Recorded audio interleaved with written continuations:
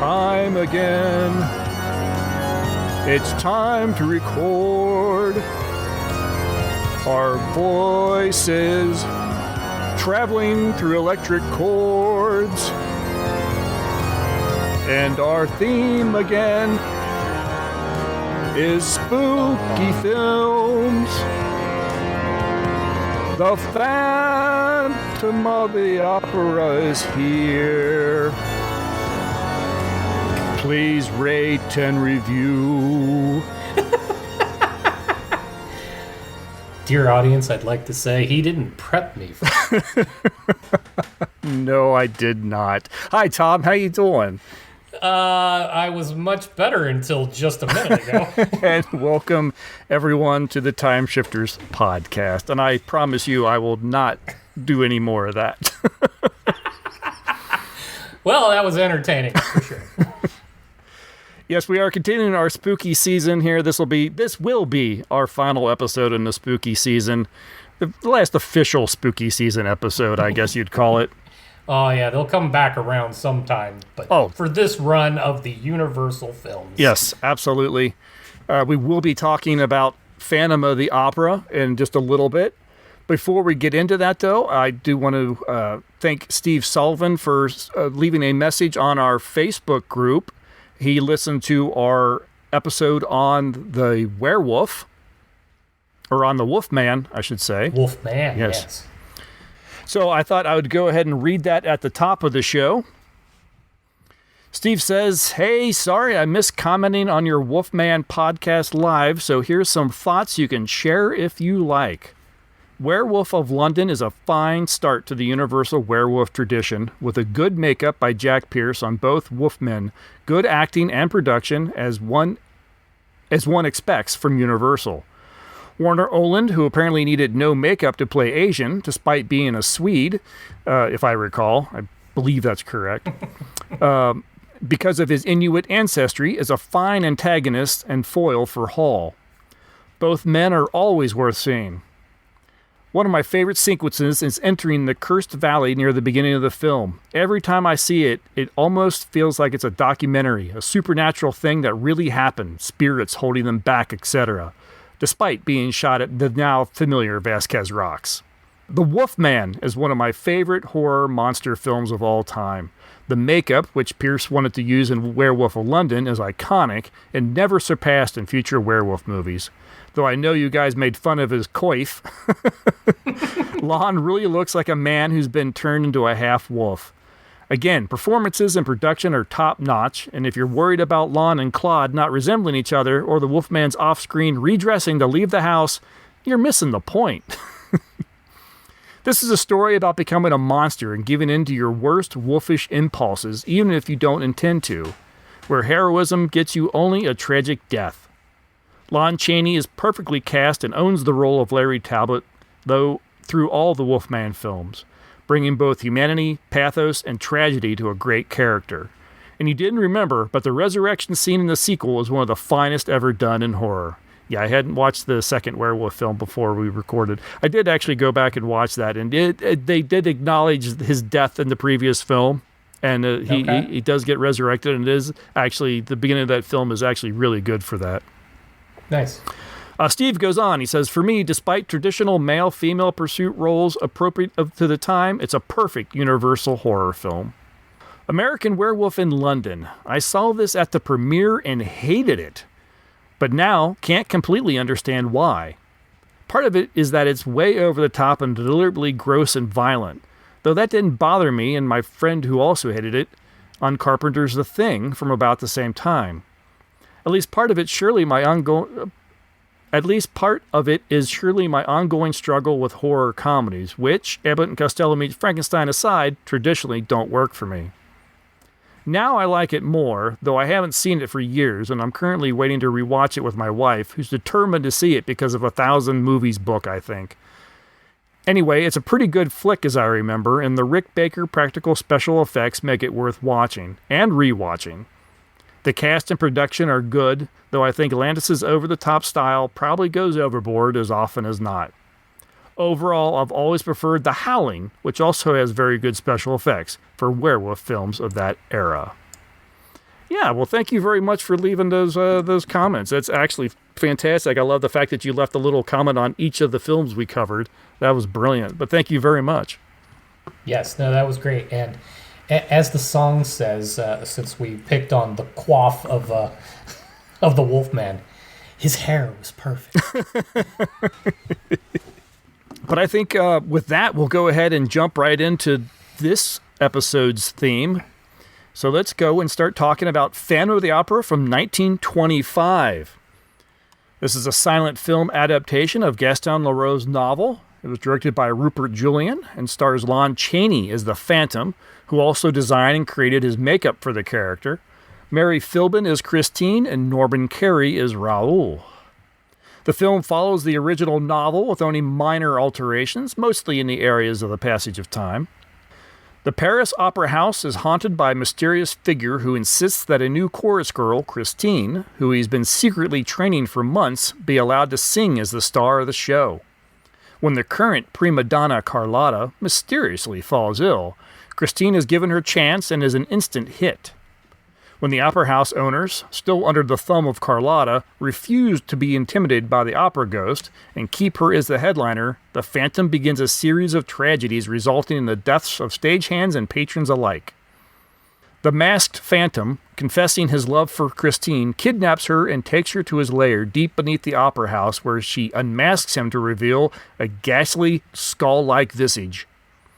Christine is mortified, but promises to follow him and devote her life to him, never to see her lover Raoul if he will let her return to the surface one last time. There, she defies the Phantom's orders and begs Raoul to take her away. The Phantom overhears this and again kidnaps her, leading Raoul deep into the catacombs and chase. A life and death struggle ensues as Christine is forced to choose between her life and the life of the man she loves. Neat little bit of trivia here. The look of the Phantom was actually kept secret by the studio until the film's release. There was no photos or reports. No photos or reports were permitted of Lon Chaney and his makeup. And I've actually read that even Mary Philbin was unaware of what the final look was going to be until the actual reveal on camera. Wow, nice. I hope that's true. Yeah, because actually that's the thing that grips you right away is the makeup work and all for his face, especially at the reveal. I realize that is like a classic reveal throughout time, is the ripping off of the Phantom's mask and seeing Lon Chaney as wild and manic as he was in that makeup. And even today, that's still a very haunting look. It is brilliant. I mean, there is a reason that, 100 years on, people still look at this film and that makeup and kind of go, and this is what you have to aspire to. Yes, and very impressive considering they did do a decent job. I don't know the book myself, but my son's a huge Phantom fan, and while he hasn't read the original yet, might be a Christmas present. But he was studied what the Phantom was supposed to look like according to the book, and they did such a good job. Yeah, apparently this is the closest that any adaptation has gotten to how it's described in the book, which I believe in the book he is supposed to be a living skull with just a few wisps of hair. Given that this is a film from 1925, that's a silent film at that, and it's going to be a little rougher. I love that they worked a lot of the camera angles so that while they couldn't do anything to really make him look like he didn't have a nose, a lot of the perspective shots were kind of up the nostril, kind of, just to kind of emphasize it's more of a hole there than anything. And I'm like, that's actually really cool that they use those kind of techniques to at least give the illusion that there's not a nose there.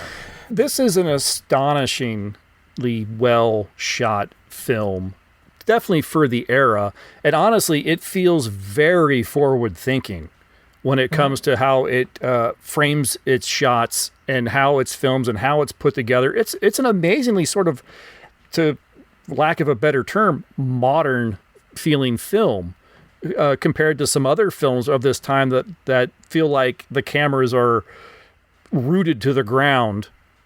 Yeah. This one, I really feel like, certainly even on the moments when the camera does seem a little static, the actors themselves make really good use of the space that's around them, and they act very natural. And I even like, especially like Lon Chaney, there's moments when he's in his lair and Christine's looking around and she goes into, she's trying to escape. She goes into one room and finds his bed, which is half a coffin, or an open coffin. And he's leaning back, on the wall, very almost nonchalant. And that's where I sleep.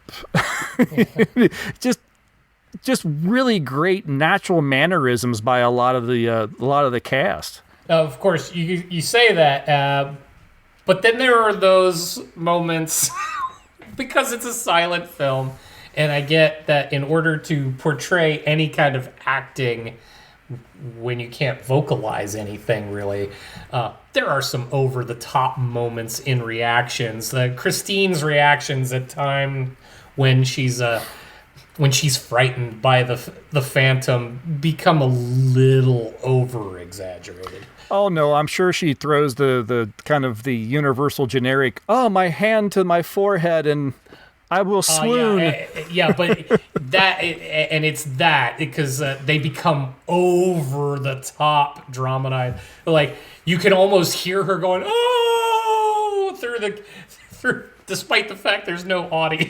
Like it's just like, okay, bring it back a little bit. And I get, again, it's just a choice, but never before. I get that women are supposed to faint when they're frightened, but she fainted a lot. Maybe that's why she fainted on a horse. Maybe that's why Lon Chaney stood out to me. Yes, because I don't feel that he. I mean, there's moments where he has to be maybe a little bit over dramatic. Yeah, but that seems at the time suit the character. Oh, absolutely. And whereas everyone else, yes, feels like they're projecting to the back of the theater sort of thing, and he feels like, or he looks like there's times where he's being extremely subtle. That if that camera wasn't focused on him, you'd completely miss what he's doing with that hand, or how he's standing against the wall with one leg up and just sort of, you just expect him to pull out a Marlboro and take a smoke break or something. Well, and when he is over the top, it's completely intentional. Yes. He's milking who he is to everybody else. I mean, at the heart of this, he's not actually a monster. He's just a disfigured guy. But because the world has treated him like he is, he's devoted to the things that allow him to survive in a world that will never accept him. So he plays to that perception. And the part that I'm thinking of the most, which I actually found myself, we're at the end of the film, but I found myself openly laughing as the Phantom tricks the crowd into thinking he's about to do something that might actually murder them all, and there's nothing in his hand. But the over-the-top action when he draws his hand back and it's closed and they have no idea what is about to happen because they all think that he's somehow magical in some fashion, that he's going to make something horrific happen with the wave of his hand. The fact that he's over the top is part of what plays up that moment. Yeah. It's just it's so much fun. And when he knows he's just screwed. By the way, I have no idea where all those people can come, but he is surrounded by what seems to be all the inhabitants of Paris. It's France. I think they were. It's pretty easy to stir up a mob if you needed to. So someone called for Revolution number 3. Yeah. I'm gonna guess that probably 90% of those people didn't even know what they were rioting against. They just saw a big crowd go by the house and went, honey, grab their pitchforks and torches. Yeah, no, it does seem to be the French way about things. We don't do anything little. No. But yeah, the fact that he is surrounded what looks like the entire city and he knows he's done. Even the look that Lon Chaney gives in his face when he finally reveals there's nothing in my hand. Mm-hmm. He knows he's dead at this point, but he's like, I'm at least going to kind of go out going, I gotcha. And another truly remarkable aspect of his makeup is it doesn't mask his ability, pardon the pun, to emote those emotions. Yeah. You would think that laying on that and distorting your face that much would make it more difficult for you to look whimsical or whatever. You think you would be at a constant state of manic or something. No, I mean, he is able to pull it off with what he does. Actually, what I found funny is his makeup to make him look like that looks more natural than the makeup they put on LaRue to just have him going around being a Secret Service guy. He had so much eye makeup on. It was just insane. I'm like, oh, okay, the Phantom looks more natural than you do. Now, it has been forever since I watched this film. I have watched it at least once before. I'm sure it was on some crummy VHS tape, rented from Blockbuster or something like that. No idea which version I actually watched, because there's been a couple. There's the original 1925 version. They re-released it in 1929, and they added a couple scenes with some actual dialogue. Yeah. And then I think they re-released it again, cutting some of the stuff out and re-editing it and everything, trimming it down to like an hour. But anyway, point is, there's so much of this film that I didn't remember. Outside of the big reveal, which everybody knows, there's so much of this film that I had forgotten, and so it was almost felt like a first time watch for me. Do you have any history with this film? This one in particular, much like probably most of the world, I'm familiar with the standout scenes, but I have to even say this is my first full watch of a silent film. Really? Oh, have I got a list of films for you, Tom? Well, yes, no, I'm aware, but no, that it occurred to me while I've seen bits and pieces of silent films over time, I've never sat beginning to end to actually watch a silent film. So this was a first time watch for me and a first time silent film watch for me, and the version that I got to watch was it was the. If I remember correctly from all of the credits that ran, it was a remastered of the 1929 extended version of the 1925 film, I think. Because I remember a 1929 credit on the thing. And then, of course, this had music that I don't think was initially associated with the original. So this was more orchestral. Yes. But it didn't have any It didn't actually have any dialogue cut in. Oh no, okay. No dialogue. So I think this is about as close to the 25 as we're supposed to get, I believe. Yeah, and I think this remaster came from like 2013 or something like that. And knowing that originally it would have been straight up all black and white. This particular remastering, aside from trying to lift and improve upon the definition of the original film so that you could make more out, because I'm sure the VHS tape that you may have watched so many years ago probably looked like you were watching something off of an 8mm film at some point. It was probably really grainy and rough. But this is one of those where they added some color to it. That, I believe, is actually original. Is that original? Yeah, they would occasionally tint scenes to kind of add to the atmosphere or whatever. And then there was the Masquerade Ball was actually shot in color. Really? Okay, then this is background I didn't have. Color was around and it was used. It was extremely expensive. It was very rare to find an entire film shot that way, and it was limited. You'd notice it was in color, but it was a very muted color. It wasn't your bright, super Technicolor 1950s musical kind of thing or anything. But yeah, it was not unheard of. So just to kind of give emphasis or to make certain parts of the film special, they would do color. And then, yes, they would just put effectively a tint of color. So certain scenes would be kind of always blue. When they're in the underground, it might be kind of all red to show them. Yeah, no, they do purples and oranges and such, depending on what was going on and when. Yes. But yeah, the only reason I thought maybe this was somebody trying to punch it up a bit was the Masquerade scene, because I'm like, holy crap, that looks great. Like, him walking out in his Red Devil costume. The Red Death, yes. The Red Death, yeah, sorry, I misspoke.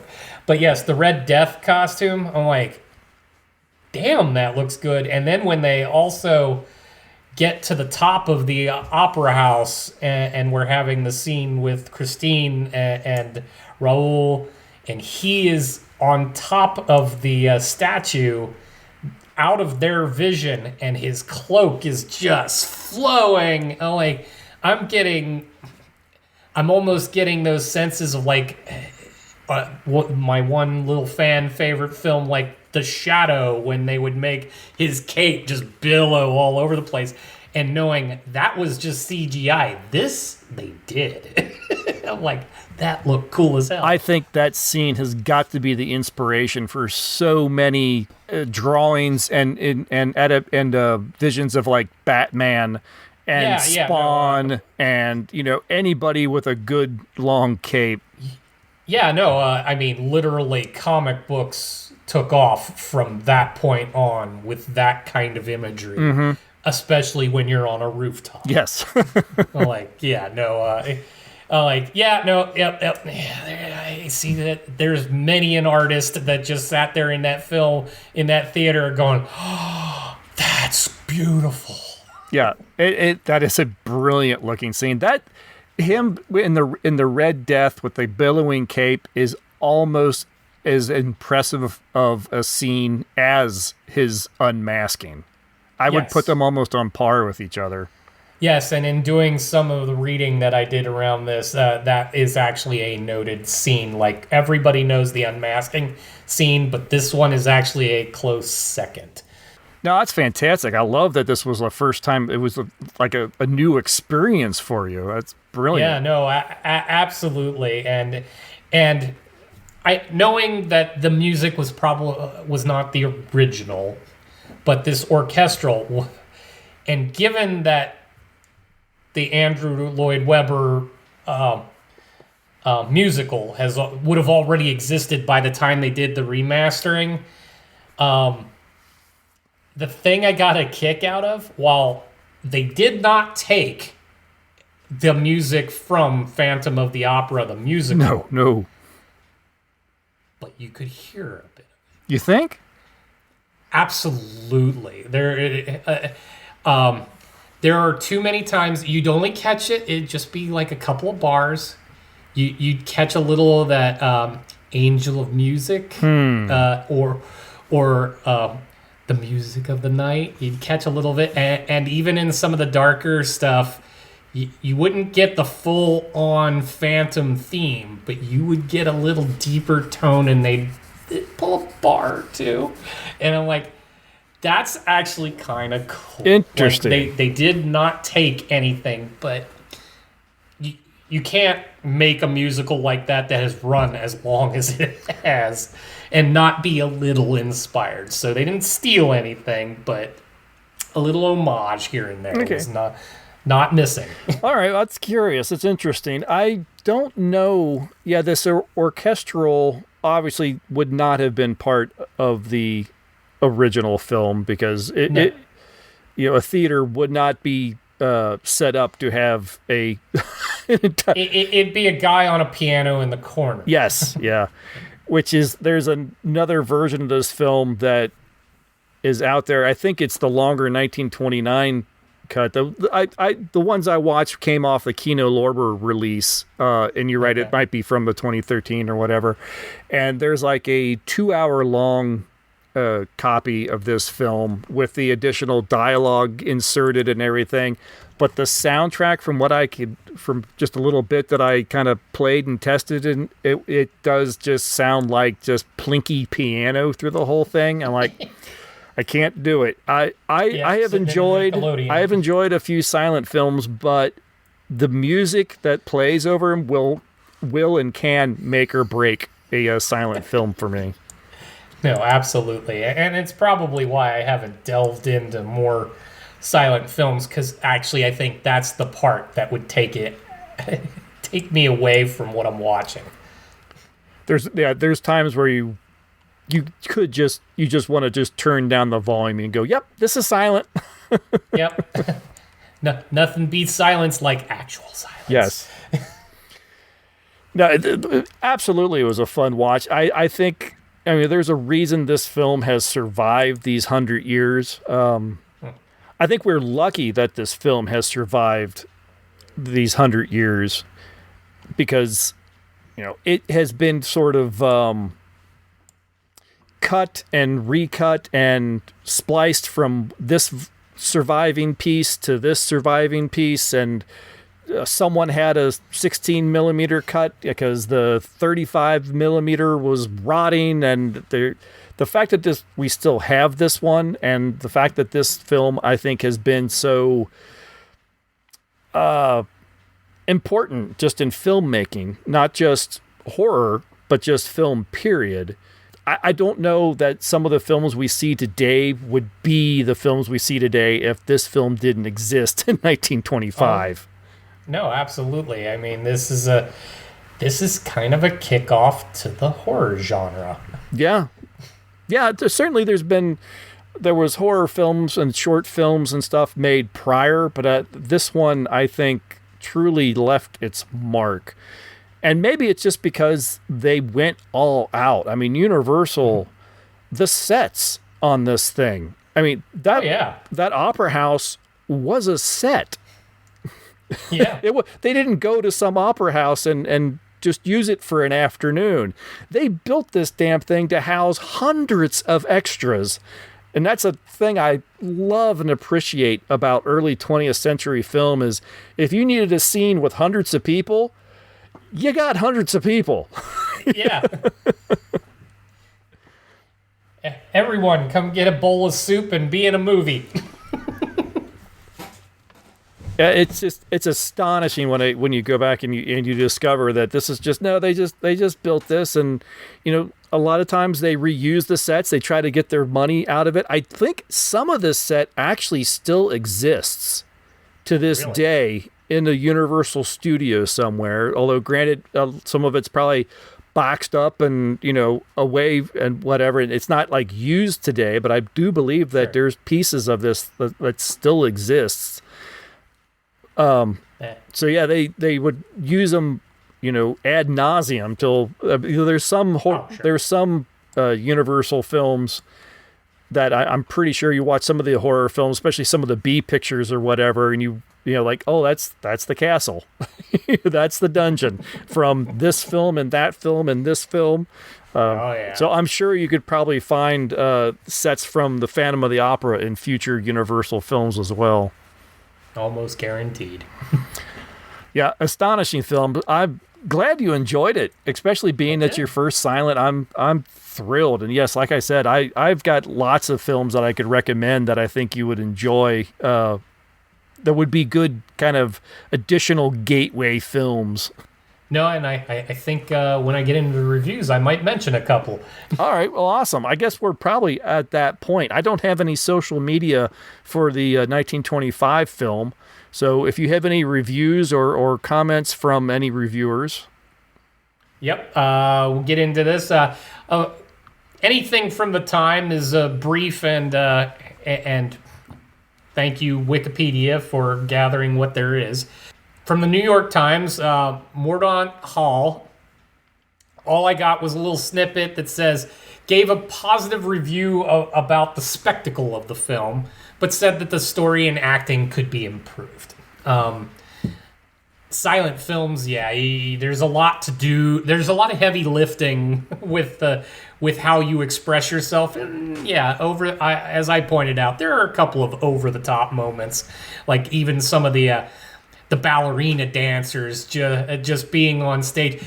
They're gathered around a person trying to tell them a story about something, and one of them just kept twirling. And I'm like, okay, stop. You wouldn't do that in this moment if you were listening to this person. I did notice that. I picked up on that too.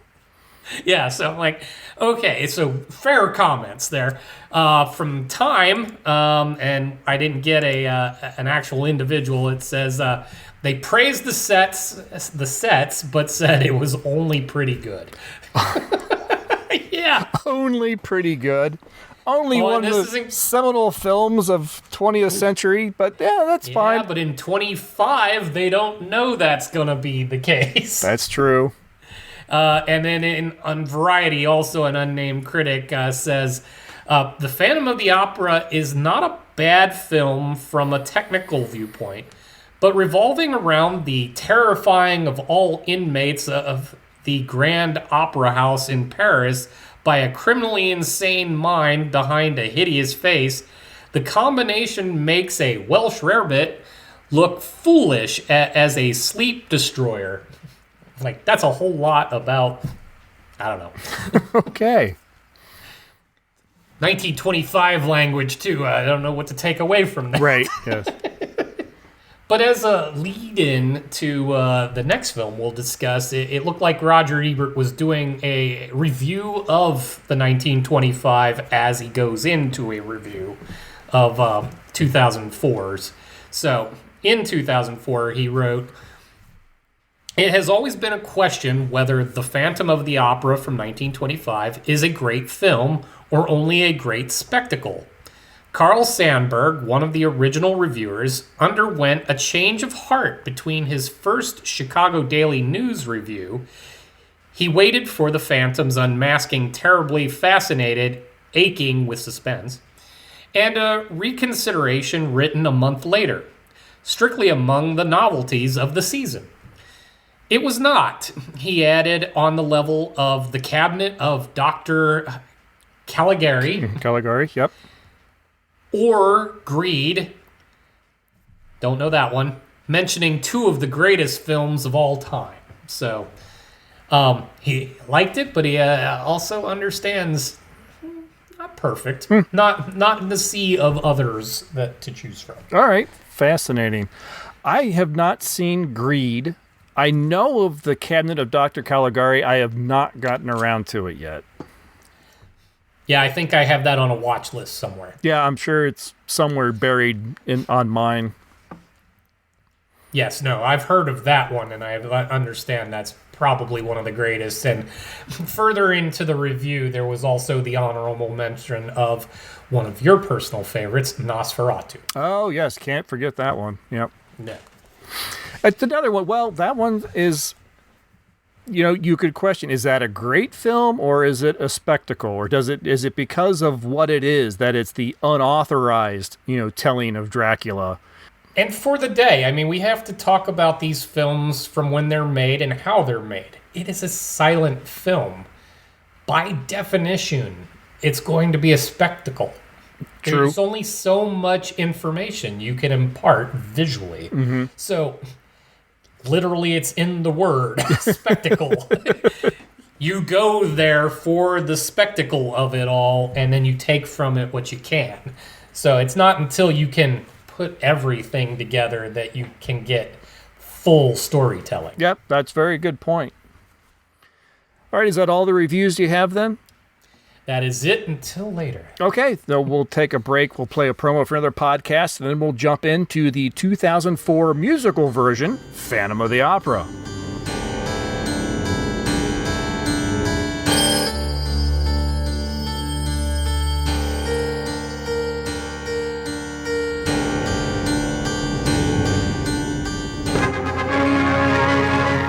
For a spine-tingling, nerve-shattering podcast featuring all your favorite monsters. You won't believe your ears when you listen to Monster Kid Radio. Hear your host, Derek M. Cook, and his ever-rotating stable of guests discuss your favorite classic and sometimes not-so-classic monster movies. Subscribe to Monster Kid Radio through iTunes or Stitcher, or visit monsterkidradio.net before the next weekly episode of Monster Kid Radio. Go through the archives for interviews with Sarah Karloff, Victoria Price, and Joel Hodgson. Listen to discussions about movies like Creature from the Black Lagoon, Island of Terror, and King Kong. And don't forget convention coverage from Monster Bash and the H.P. Lovecraft Film Festival. Classic monsters, modern talk, and the head of Rondo Hatton, only on Monster Kid Radio. This one was directed by Joel Schumacher with a screenplay by Andrew Lloyd Webber and Joel Schumacher. This version stars Gerard Butler as the titular Phantom, Emmy Rossum as Christine, and Patrick Wilson as Raoul. Also appearing is Miranda Richardson and Minnie Driver. The plot of this film largely follows the same as the 1925 film, with only altering the order of a couple of events, most notably the crash of the chandelier. Here it begins the climax of the film, where it was just a closing of an early act in the original. A little bit of history about this film. Warner Brothers purchased the rights to the film in 1989, and it arranged for Michael Crawford and Sarah Brightman to reprise their Broadway performances for the film. Filming was planned to begin as early as 1990, but production was stalled largely due to Andrew Lloyd Webber and Brightman's divorce proceedings. According to Schumacher, who had already been tapped to direct, everything was tied up in settlements, and then my career took off, and I was really busy. Development hell continued through the 90s. The studio initially wanted John Travolta for the role of the Phantom, but also courted Antonio Banderas, but the project continued to sputter. Finally, in 2002, Lloyd Webber and Schumacher restarted the project, with Lloyd Webber's Really Useful Group purchasing the rights from Warner Brothers in an attempt to produce it independently. Hugh Jackman was considered for the role of the Phantom, but Schumacher was impressed with Butler's performance in Dracula 2000. Katie Holmes was the frontrunner for Christine, but was replaced with Anne Hathaway, who then dropped out because of scheduling conflicts due to her contractual obligation to Princess Diaries 2. So 17-year-old Emmy Rossum stepped in. Warner Brothers was given a quote-unquote first-look deal and did acquire the North American distribution rights. Now, before I actually sat down and watched both these films, I was curious why, of the dozens of adaptations of Phantom of the Opera, you chose the 2004 musical to review and pair with the original silent film. And then having watched them both, I'm so glad you did, because these stories, with all the other adaptations that have existed, these two, I think, are probably the closest to each other. This is truly a remake of the 1925 film with a soundtrack. Yeah. Oh, and given that this is essentially the musical in film form, and this is the more modern, everybody knows this version of Phantom, to pair that with the original source material was just a fun way to do this. Yep, absolutely. And like I said, this is truly a remake. I mean, this is the same story, mostly, that's laid out in the 1925, and they both follow, from what I can gather. I also have not read the original Phantom of the Opera. That is something that, I should actually correct that little oversight. But from what I understand, the plot, the story, with only minor changes, follow the book. Again, the reason we're doing this is my son is a huge fan of Phantom of the Opera, and despite his young age, he even recognized, isn't that one of the original Universal? So he's the one that brought this to us in the first place. But he sat through and watched this with me this past weekend again, and we have we know that the book is limited in its story. So all the other versions of Phantom that have come through the years, of which for some reason I keep even focusing, there was like a mini series out of NBC or something that was a long form story about Phantom of the Opera. But we have theories now based on this one alone that go into more backstory too for the character. Okay, interesting. We can get into that as we go through some of the film. But, Okay. But yeah, no, because this one, speaking of spectacle, and I have a mixed relationship with Joel Schumacher thanks to his work on Batman. I was going to say, So Batman and Robin. having yeah. So the fact that he is the director of this, and it just looks so amazing. There is no time that this isn't eye candy all the way through. In fact, if anything, that's one of the things that's sometimes a drawback, because Gerard Butler is way too pretty a guy. Thank you. That is literally, I mean, I have this in my notes. Those almost exact words. Gerard Butler is way too pretty to be the Phantom. In fact, when he's wearing, and actually my son knew a little bit more about the half mask, because he's aware of the actual one from the book, which is almost spot on what they did in the original 1925 film. It takes up the top half of his face, he covers some of his head, he wears the fedora hat, and then there's the veil that hangs from the lower half covering his mouth. That's straight out of the book. So, but apparently the half mask thing was, when they go to the stage version of the musical, one little easier on the actor playing the Phantom, and it also allows for more movement when he's singing. Yeah, I was going to say that probably makes it a little bit easier to project when you're trying to actually sing. Yeah, if this thing is not moving around as much on your face, and not to mention when you're in profile, you can have your pretty side, and when you want to freak everybody out, you have your mask side. So it just gives a little more room for the actor to be an actor and to project when singing. And since Gerard Butler didn't do any of the singing, No, I believe he did. I think I don't know that he did all of it. from what I've read, all the principal cast members did their singing, with the exception of Minnie Driver, Oh, really? who, while could've she is a sworn. singer, she had no opera experience. That's hard. Yeah, but it's from what I've read, everybody else did their singing. Interesting. Because even when you watch it, you get a sense of lip syncing. Well, I'm absolutely positive that they did a lot of ADR. I'm sure they sang in the studio and then put it to the film. I don't imagine they were really putting much singing effort during filming. I'll admit I didn't do a whole lot of research on that, and you can hear some of the Gerard Butler kind of. He has a bit of an accent about him, and you can kind of hear some of that in some of the singing, but I wasn't sure that was all him. Well, I was wondering, one of my complaints of this film was Gerard Butler shouting his songs. And I was like, is that the only way he could mask his Scottish accent, is just by yelling everything?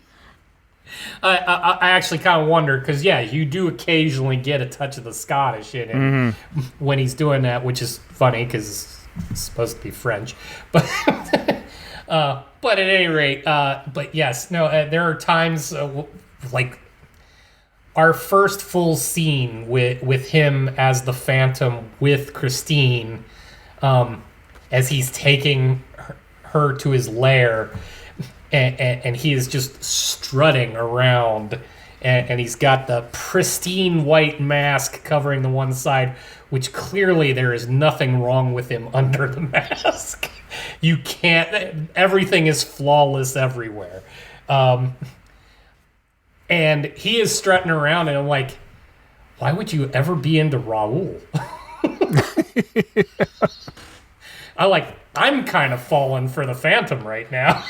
Yeah, I had a real problem with the unmasking of the Phantom. You barely get to see anything because then he runs around with his hand over his face. When you finally get to see him without a mask, I'm like, I've seen worse sunburns. Were they afraid to like dirty up Gerard Butler's face too much? I mean, there is no reason that this guy would be hiding in the sewers because the world would hate me because of my horrible face. I'm like, right, dude, it ain't that bad. No, and honestly, the half mask thing is so stylish looking. You're like, just go around like that. Everybody think that'd be pretty cool. Yeah, no one would. I think everyone would get over it pretty easily. Oh, and what's funny is throughout the whole film, his hair is flawless. It is perfect at all times, and it's only until they actually scar up his face that they kind of thin it a little bit and make it wild looking. And I'm like, then where'd the wig go if that's what you had on? Like, some of that took you a little out of it. Yeah, I saw. I looked up and saw some images of Michael Crawford as the Phantom on stage. Mm-hmm. They do more work out of scarring his face up than they did to Gerard Butler. Yeah, and that part takes away from it a little bit. I'm completely on board with the whole. I don't know that you would have had that hard of time in life with that. Yeah, you're a little there, but I mean, some makeup, some putty, or even just wear the damn mask. Nobody care. Right. The first thing I thought of is I remember several months ago you had some treatment done. Yeah. that you had some skin issues. Yeah, they gave me a cream that made my face all scarred and red and all I'm thinking, Tom looked worse than Gerard Butler did here. Well, that's just a standard. But no, I mean, otherwise, this is a guy that is in peak physical condition. He sings like an angel. He knows everything about costuming, engineering, architecture, music. In this society, he is not ugly enough to have not still been like, he could have been this eccentric person in Paris and revered throughout life. That's the only thing that really kind of takes this all out of that is like, okay, you're supposed to be the horrible monster and you're prettier than everybody else. It really didn't work for me once they finally revealed him, and like this. Talk about taking you out of the film. It's like, I'm not buying it. I'm sorry. I'm not buying any of this now. No one would be horrified at your appearance. No, and quite frankly, when we get to a scene later where they have a straight up sword fight in the cemetery, he is also a very skilled combatant. So I'm like, nobody's going to mess with you, dude. You're good. So that is my big negative for the film. Yes. Is just I'm sorry. There's nothing monstrous about you. No. And in fact, in the way they portrayed them, even though they did pull that straight from the storyline, where the Phantom gives in to the fact that he recognizes Christine is truly in love with Raoul. She is willing to give herself to him and hate her life for the rest of her life just so that her love can go on and live. And when he actually sees that happen, that is enough for him to go, what I am doing is wrong, and I will let you go. That was even better done in this film. Yes. Because without the whole believing that he's as monstrous as he is, that scene at the end where they're having the fighting argument, and she is push and pull between the two, but she's willing to give in to his needs just to cater to saving her love. That was played out so well, and I just wish he was a little more ugly to give her more. Because I'm like, yeah, are you really going to be that broken up about staying with the Phantom? Right. Now, this film was made to take the stage, which had been the stage production, which had been a huge hit, and continues to be. I believe it's still running, or did it just? I believe it did leave. Did it did Broadway. just recently? I think it might have finally closed. It's only been in the past couple years. Yeah, but I ran for like 30 some odd years or something like that. Yes. But it was to take that stage production and put it to film. And where they did that, it is a hell of a lot of fun. It is a masterfully well done. The bits that they threw in that I'm guessing are not part of the stage production are the parts that really bug me. The flash forwards in this film. Oh yeah. I haven't seen the stage production, but I'm guessing that. Those don't exist. I actually did get to see this on Broadway. Okay, excellent, good. So you know what has and what is and isn't. I'll let you get into that, but I actually kind of enjoyed that they were there because those would have been the spots when, during the actual stage, there would be transition. Okay. Well, those are the bits that I think drag this film down. They don't need to be there. They do nothing for the story. And in fact, they make zero damn sense when it comes to the end of the film. Okay. The end of the film, I mean, the whole thing starts out with them, the opera house is in shambles. They're going to tear it down, obviously. They're auctioning off whatever bits and pieces remain. And there was a music box of, the monkey banging the cymbals or whatever. Yeah. An old Raoul bids for this thing against the Madame Jeannie, who's now retired. Didn't know who she was at first. Geary, excuse me. Didn't even know who she was at first. Had to like, is that who it's supposed to be? Okay, great. Okay, now I know who she is. Great. He bids, he wins. We don't have any context of what this thing is. We finally get some explanation in the film later that it's just some music box that the Phantom liked. Raoul takes this thing, takes it to Christine's grave and leaves it. Why? What in the world? She had no connection to this music box. Was she even ever in the same room as this damn thing? Did she ever even touch this thing?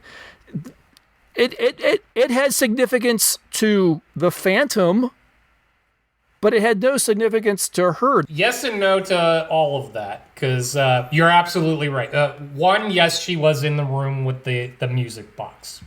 No, the rest of the movie gives you no indication that means anything to her.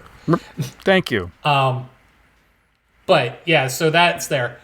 The only thing I'm going to take away is I'm going to eliminate everything having to do with the fact that he's just trying to do something for his wife who passed away clearly very recently. I can't remember because I couldn't make out.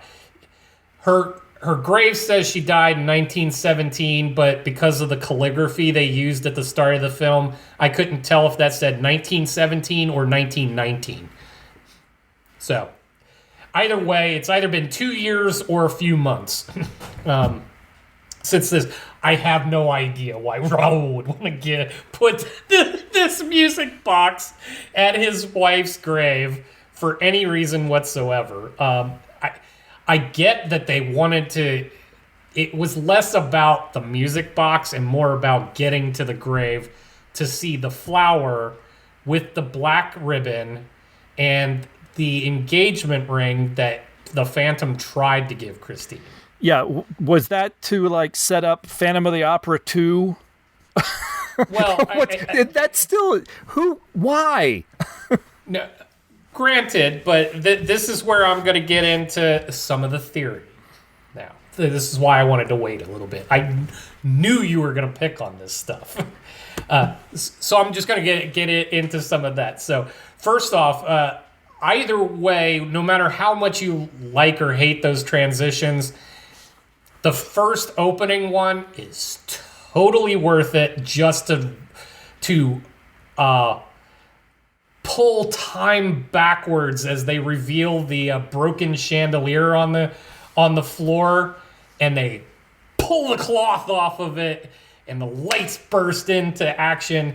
Somebody is seen raising it back into the rafters, only we're going backwards in time, and the entire theater is being restored in front of our eyes, and the music swells. That is I'm not gonna lie, that is a very good scene, and yes, that gives them an excuse to play the little Phantom of the Opera rock ballad or whatever you want to call that. Yes. Oh yeah. No, it's full on Andrew Lloyd Webber in full regalia, and it is a very impressive opening sequence. So like you are all in at this point because we shift, and I love that they actually kind of gave it more of, even though there was dialogue, it had more of that 1925 silent film, grainy picture look. I did kind of get a kick out of that. I think it's intended to be an homage to the original,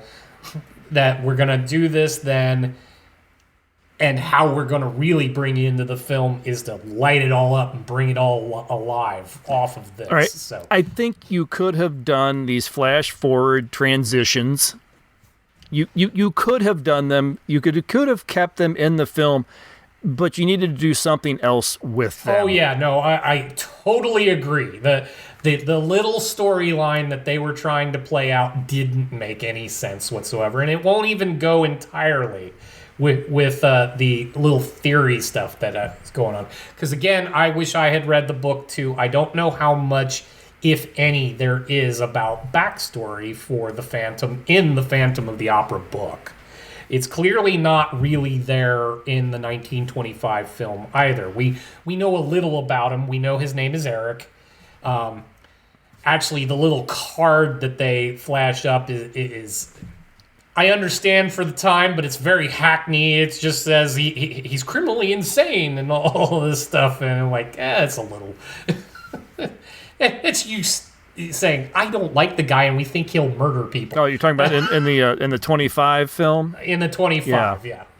So that is not. I don't believe that is a thing in the novel. I do believe that in the novel, and it's inferred in, I guess, the 25, and it's definitely mentioned or shown more or less in the 2004. He was born deformed.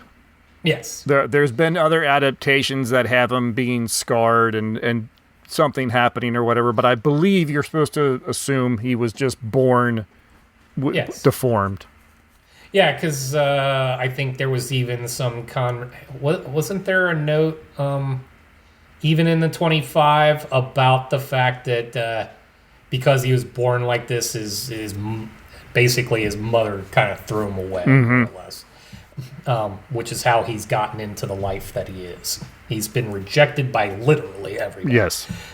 Now, this film takes it a little further. They give him a story where whenever he has been let go by his family, or however they've been let go, he ends up in a sideshow act as Devil Boy, which is actually where you meet Madame Geary for the first time. Mm-hmm.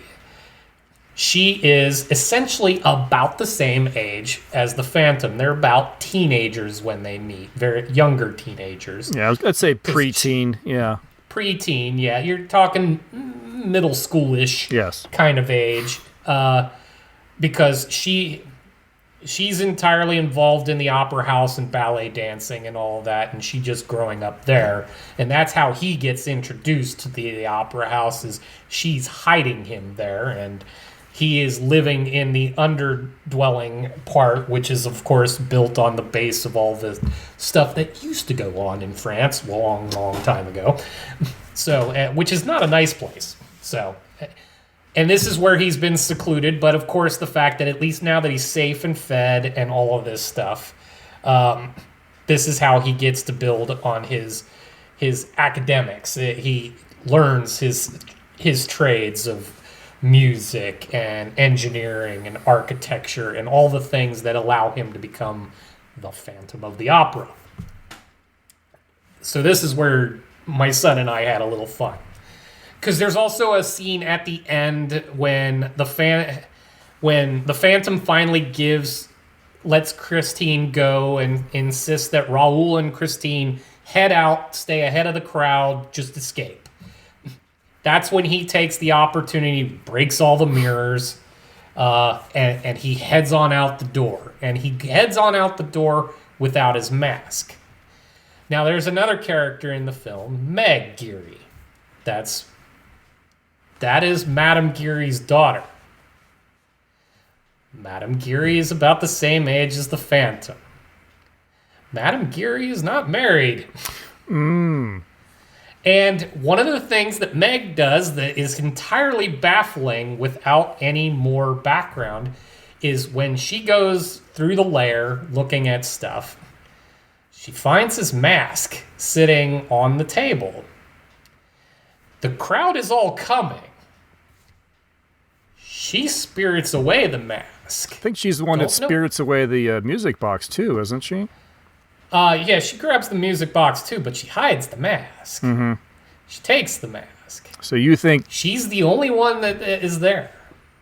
We are speculating that Meg is actually the daughter of the Phantom. And there is an earlier comment during the film where...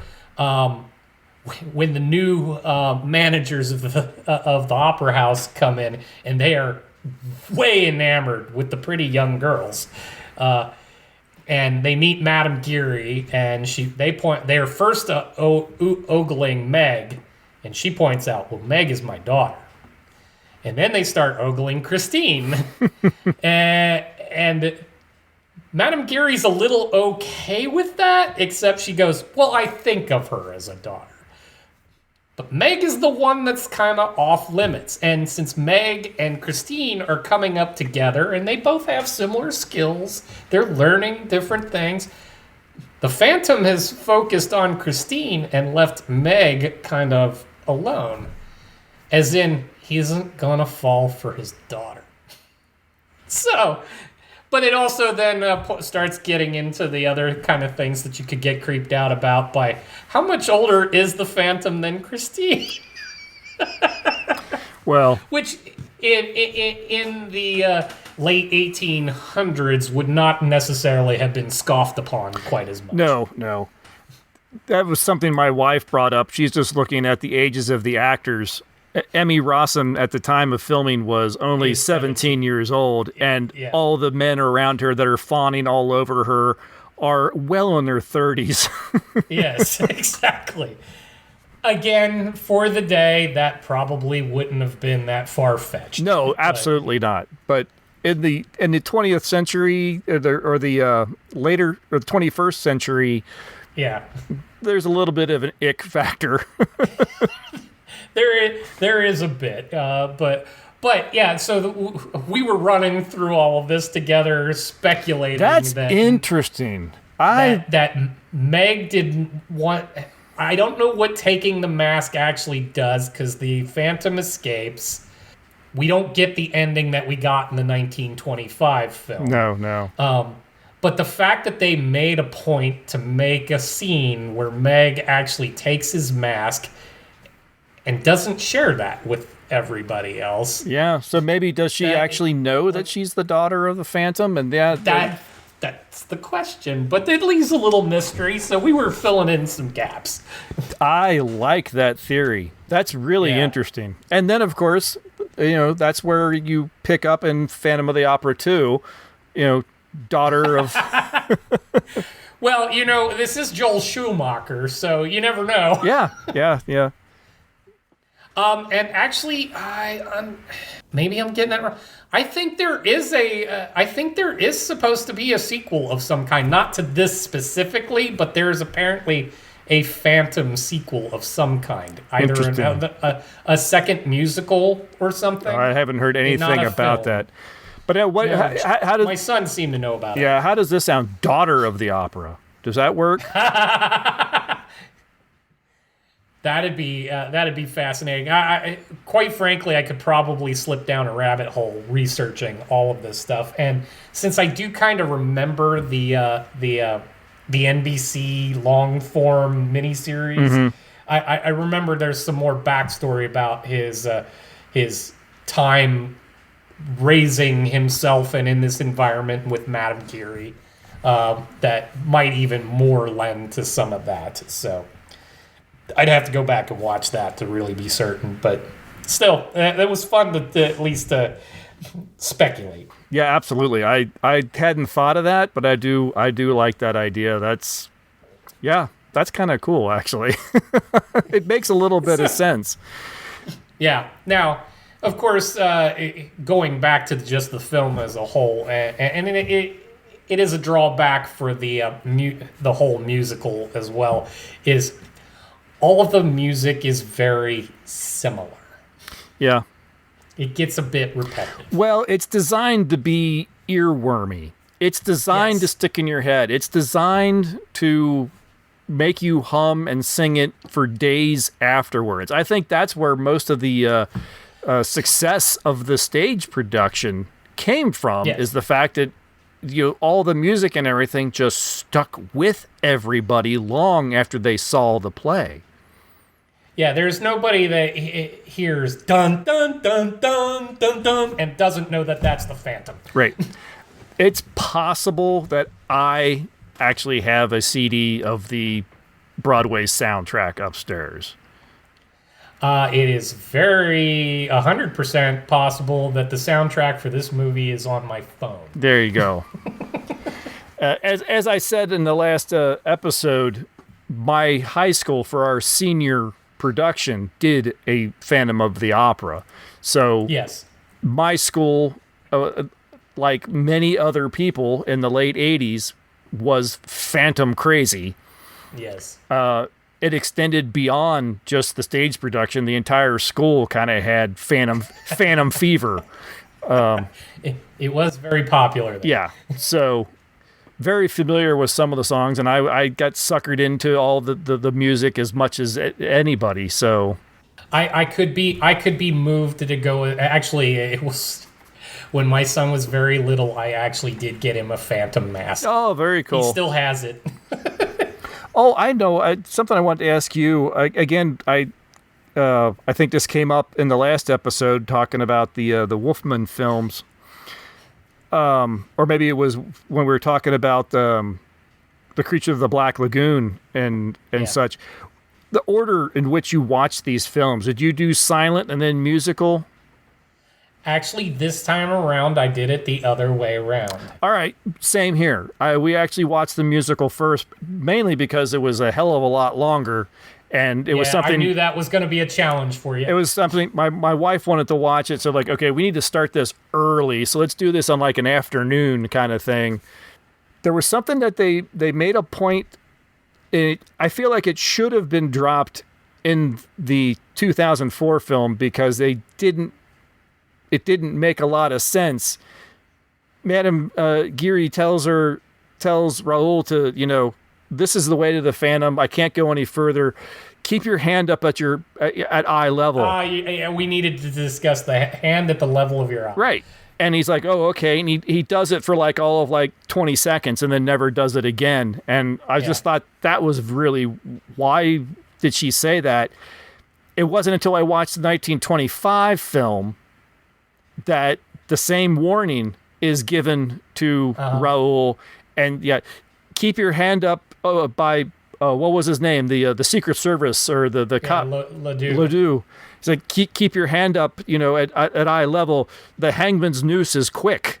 I'm like, it's to stop the rope to drop around your neck or to be from behind. Yeah, because they did even do that in this film. The first kill that we get from the Phantom is by noose. Right.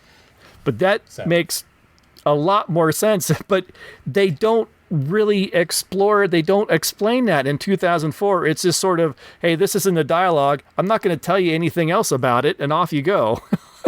I think it's intended entirely as an homage to the original. And it's actually a drawback in the original, because while Ledoux does explain why you're supposed to keep your hand to the level of your eye, nothing comes of it. No, strangely, it does not. Even though he's very emphatic that they keep it up. At one point, Raoul lowers his arm and like, no, put your hand up. Like, why? He fusses at him about it. Like, yeah, but the at no point did the Phantom threaten you with a noose. Yeah. So much ado about nothing. The 2004 is. It is, and we've used the word many times here. It is a spectacle. It is a major production to bring a Broadway play to the screen, and it does. And where it concentrates on that and does that, it does it admirably. I mean, there is some fantastic scenes. The music is all there. It is amazing. You have lots of people, during the masquerade scene. I've had that damn masquerade song bouncing in my head ever since. Doesn't help that it plays on that music box too. Right. But yeah, I still think the film just, it has some, what I would consider actual major flaws that kind of, between the two, I honestly enjoyed the 25 version more. I get that. I think a lot of it for you is also brevity. Honestly, believe it. I mean, this is like 2 hours and 20 minutes, I think. It actually goes pretty quick. It's probably because it is a musical, so you're going from one kind of, earworm to another. It actually moves along quick. I did not have a problem with the length of the length of the film. I was bothered by what made it that long, which is, as I said, the flash forwards. I think while you could have used them as storytelling elements, told a nonsensical story. Yeah. And there's just other little bits and pieces in the film that I think could have been dropped or could have been expanded upon, and they didn't. And I agree, and actually this is one of those things, and it's probably why I'm not an opera fan either. Not that this is strictly an opera. It is a musical, it's not really an opera, but it does draw in some of the aspects of an opera. One of the scenes that to this day drives me absolutely bonkers, it is both funny and irritating at the same time.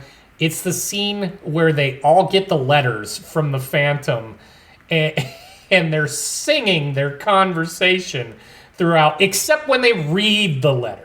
They'll read the letter out loud with no music, but they'll sing the rest of the conversation, and it just becomes this kind of weird banter that I'm like.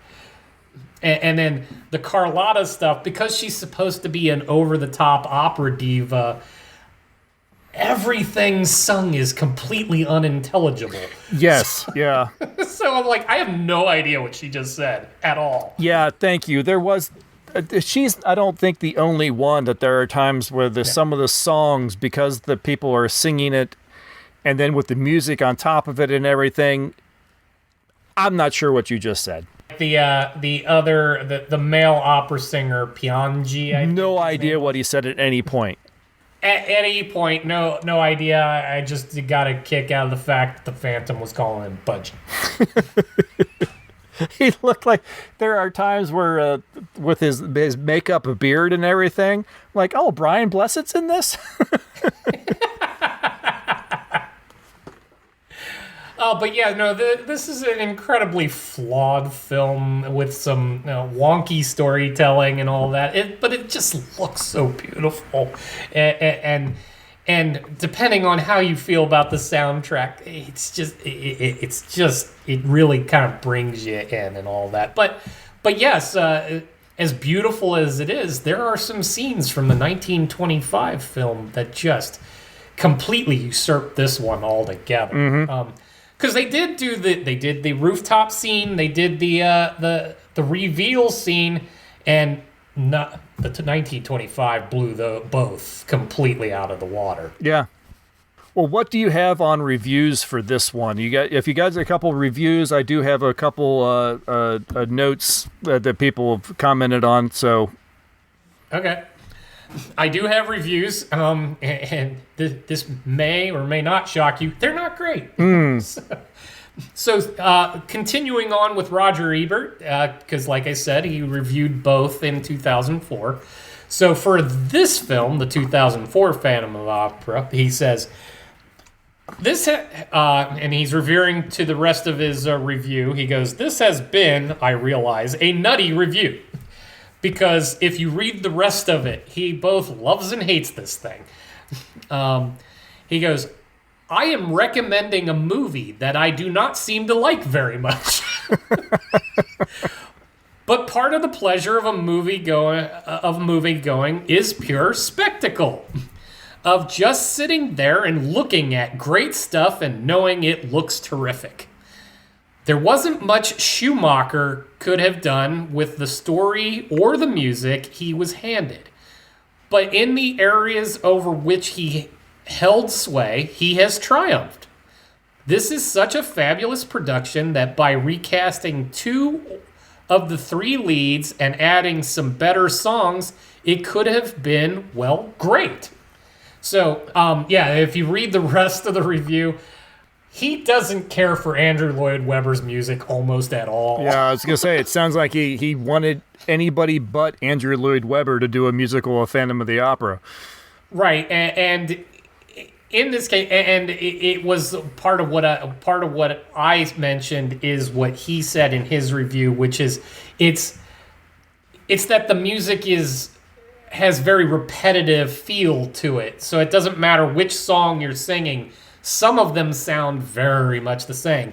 And to his point, like if anytime they're singing anything that has to do with the angel of music, it's almost the exact same melodies that go into the music of the night.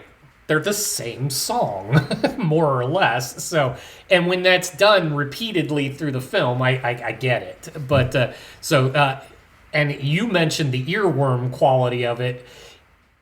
In Roger Ebert's point of view, that means he needs to put a drill to his forehead. So the rest of the review, I highly recommend it as a read, only just because he really is completely schizophrenic about this film. Because he wants to drill it completely out of his head and just watch it. So it's just very weird. So moving on to the New Yorker, Anthony Lane says, "We should..." I don't have the rest of the thing, but he says, "This bellowing beast of a movie looks and sounds like extended special edition remix of a Duran Duran video." That's harsh. Yeah. That's a little unnecessary. And then at the Boston Globe, you get Wesley Morris. "It has a little something to irritate everybody. People looking for romance will find only cardboard lovers. People looking for a resounding musical will find it odd that the camera runs away from the lip-syncing cast. And people looking for opera, well, shame on you." So clearly not a fan. But amusing nonetheless. The comment about the cardboard lovers, I mean, you are dealing with a very old love story based on a monster. Yes. So it was only going to be so much. Yeah. So what else we got? All right, we do have a couple comments from over on Discord. Matt chimed in. He says, believe it or not, I saw the play on Broadway as a kid. He was part of a class trip. It was a matinee. We had amazing seats, only a few rows back from the stage. There's a part that uses pyrotechnics, and we could all feel the heat coming off the flames. Definitely the best field trip I can remember, and I loved every second of it. The movie, though, not so much. I remember starting the 2004 Phantom of the Opera and giving up about 20 minutes in because they sung a significant amount of normal dialogue. That's not how the play is, and it seemed like a bizarre choice and was too distracting for me. So I think that kind of ties in with what you were saying, where they chose to like read a letter and then sing about the letter.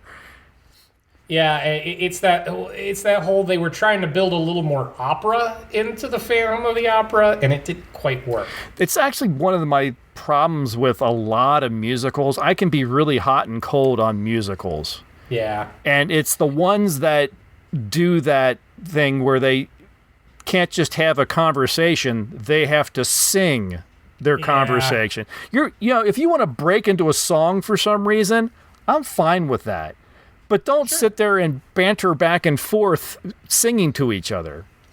Yeah, it's give me a reason for the big musical production. Don't just force it into every nook and cranny. Yes.